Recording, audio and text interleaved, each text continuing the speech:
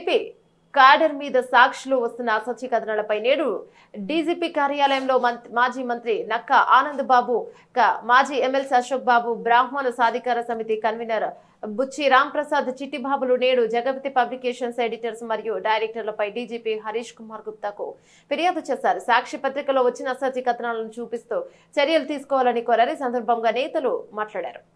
Media పుట్టుక దగ్గర నుంచి ఈ రోజు వరకు కూడా అబద్ధపు రాతలతో, అసత్య రాతలతో మొత్తం కూడా సమాజాన్ని ప్రభావితం చేయాలని ఏదో ఆలోచన చేస్తూ ఉంటారు.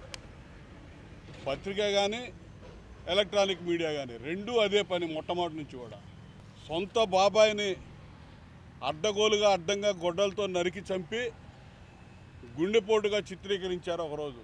అదే పత్రికలో అదే ఛానల్స్లో ఆ వార్తని తిప్పి నారాసుర రక్త చరిత్ర అని చెప్పి చంద్రబాబు నాయుడు గారి మీదకి ఆ అబద్ధపు వార్తని ప్రజల్లో నమ్మించాలని ఏ విధంగా ప్రయత్నం చేశారో ప్రజలందరూ చూశారు.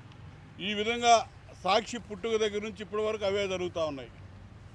ఈరోజు గత 10 నెలల నుంచి ఈ రాష్ట్రంలో చంద్రబాబు నాయుడు గారి నేతృత్వంలో అధికారంలో ఉన్నటువంటి కూటమి ప్రభుత్వం మీద కూడా ప్రతిరోజు అబద్ధపు రాతలు, అసత్యపు రాతలు, మీడియాలో కథనాలు, ఎలక్ట్రానిక్ మీడియాలో కథనాలతో లేనిపోయిన వార్తలు సృష్టించి వండి వారుస్తూ ఉన్నారు. ఇవన్నీ కూడా సిగ్గు రావట్లే వీళ్ళకి.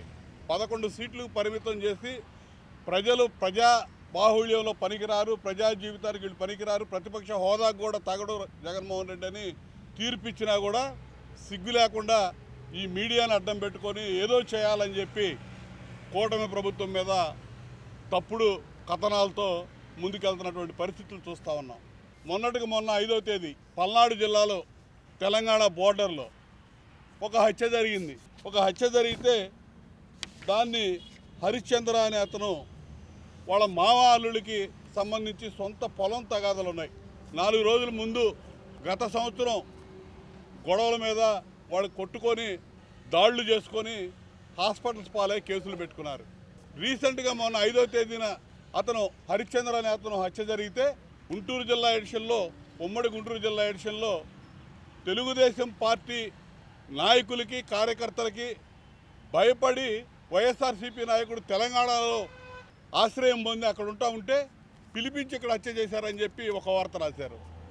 అదే రోజు అదే వార్తని మామాళ్ళుల మధ్య గత సంవత్సర కాలంగా ఉన్నటువంటి గొడవల కారణంగా హత్యకి గావించబడ్డాడు, భూ వివాదాలు వాళ్ళిద్దరి మధ్య ఉన్నాయి, ఆ కారణంతో హత్య గావించబడ్డాడని చెప్పి తెలంగాణ ఎడిషన్లో అదే రోజు అదే వార్తను ప్రచురించారు. అంటే ఒకే వార్తని 2 రాష్ట్రాల్లో 2 విధాలుగా ప్రచురించి ఇక్కడ ప్రజలనేమో ఈ విధంగా రెచ్చగొట్టడానికి, రాజకీయంగా పబ్బం గడుపుకోవడానికి ఆ వార్తను ఉపయోగించుకోవాలని చూశారు. ఇక్కడ రాజకీయ కక్షలు ప్రేరేపించడానికి, గ్రామాల్లో అశాంతి వాతావరణం సృష్టించడానికి, హత్యలు, దొంబీలు, దాడులు జరగడానికి ప్రేరేపించడానికి సంబంధించినటువంటి వార్త ఇక్కడ రాశారు. పక్క రాష్ట్రంలో రిపోర్టర్లు మాత్రం వాళ్ళకి ఇది రాసిన వాస్తవం తెలిసో కావాలనే ఆడున్నటువంటి వాస్తవం వారు రాశారు. ఈ విధంగా అడ్డగోలు వార్తల్ని ప్రచురితం చేస్తున్నటువంటి ఆ పత్రికా యాజమాన్యం మీద జగన్మోహన్ రెడ్డి అండ్ కో ఎవరైతే ఉన్నారో ఆ చీఫ్ ఎడిటర్లు కానీ వారందరి మీద చర్యలు తీసుకోవాలి, క్రిమినల్ యాక్షన్ తీసుకోవాలని డీజీపీ గారిని కలిసి ఈరోజు రిపోర్ట్ చేయడం జరిగింది. ఖచ్చితంగా ఈ పైత్యం ఏ స్థాయికి వెళ్తూ ఉందంటే ఏళ్ల తరబడి ఈ సైకోలు ఇదే పని చేస్తూ ఉన్నారు. దీనికి ఎక్కడో చోట అడ్డుకట్ట అయిపోతే రాష్ట్రంలో చాలా ప్రమాదకరమైనటువంటి పరిస్థితులు తలెత్తే ప్రమాదం ఉంది. ఎందుకంటే వాళ్ళ చేతిలో మీడియా ఉంది. ఆ మీడియాని ఇష్టం వచ్చినట్టుగా అడ్డగోలుగా ఈ విధంగా దుర్వినియోగం చేస్తూ ఉన్నారు. ఈ విధంగా ఉంటే మరి ఏ విధంగా దీనికి అడ్డుకట్టేయాలి? పోలీసులే యాక్షన్ తీసుకోవాలి. జగన్మోహన్ రెడ్డికి సిగ్గు రావట్లా. అతను ఇంకా సీఎం అనే భ్రమలో ఉంటున్నాడు. ప్రజలు ఓడిచ్చారు, ఘోరంగా ఓడిచ్చారు అనేది అతనికి ఎక్కట్లా. ఏదో ఒక విధంగా అధికారంలో ఉన్నవాళ్ళ మీద ఈ విధమైన అసత్య ప్రచారాలు చేసి ఏదో పబ్బం గడుపుకోవాలని చూస్తూ ఉన్నాడు. తొందరపడతా ఉన్నాడు.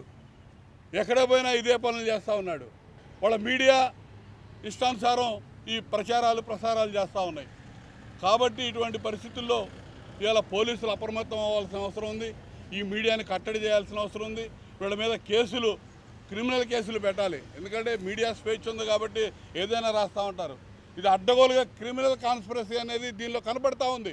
ఒకే రోజు ఒకే వ్యక్తికి సంబంధించినటువంటి హత్య, ఒక రాష్ట్రంలో ఒక రకంగా వాస్తవ పరిస్థితులు ఏవైతే ఉన్నాయో భూ వివాదాల వల్ల హత్య జరిగిందని రాస్తే, ఒక పేపర్లో ఒక రాష్ట్రంలో తెలుగుదేశం పార్టీ నాయకుల యొక్క స్థైర్యాన్ని దెబ్బతీయాలని కానీ, ప్రతిష్టను మా పార్టీ యొక్క కార్యకర్తల నాయకుల యొక్క ప్రతిష్టను దెబ్బతీయాలని కానీ, ప్రభుత్వం యొక్క చర్యల్ని అనుమానించేలాగా ప్రజల్లో ఒక అపోహలు సృష్టించాలని ఈ మీడియా పన్నుతున్నటువంటి కుట్రలు కుయుక్తుల్ని అడ్డుకట్ట వేయాలంటే ఖచ్చితంగా క్రిమినల్ కేసులు పెట్టి జైళ్లకు పంపించాలి ఆ యాజమాన్యాన్ని అని చెప్పి ఆ వార్తలు రాసిన విలేకరుల్ని, అదేవిధంగా దానికి కారణమైనటువంటి ఎడిటర్స్ని, యాజమాన్యాన్ని కూడా చర్యలు తీసుకోవాలి, క్రిమినల్ చర్యలు అని చెప్పి డీజీపీ గారిని కలవటం, వారికి కంప్లైంట్ ఇవ్వడం జరిగింది. దాన్ని పల్నాడు ఎస్పీకి దాన్ని ఫార్వర్డ్ చేశారు. మా ఎదురుగానే ఖచ్చితంగా యాక్షన్ తీసుకుంటామని చెప్పి తెలియజేశారు. ఇప్పటికైనా సరే వీళ్ళు బుద్ధి తెచ్చుకోరు.